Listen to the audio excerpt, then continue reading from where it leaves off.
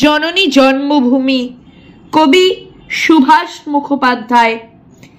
আমি ভীষণ ভালোবাসতাম আমার মাকে, কখনো মুখ ফুটে বলিনি।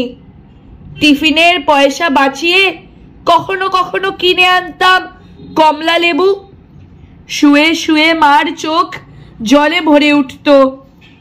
আমার ভালোবাসার কথা মাকে কখনো আমি মুখ ফুটে বলতে পারিনি। হে দেশ, হে আমার জননী, কেমন করে তোমাকে আমি বলি? যে মাটিতে ভর দিয়ে আমি উঠে দাঁড়িয়েছি, আমার 2 হাতের 10 আঙুলে তার স্মৃতি।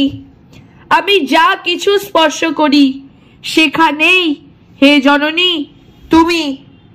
আমার হৃদয় বীণা তোমারই হাতে বাজে।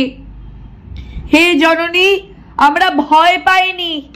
যারা তোমার মাটিতে নিষ্ঠুর থাবা বাড়িয়েছে, আমরা তাদের ঘাড় ধরে সীমান্ত পার করে দেব।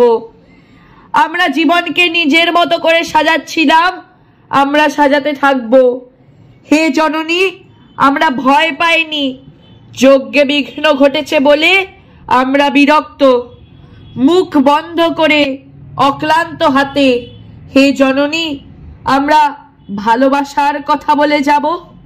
নমস্কার।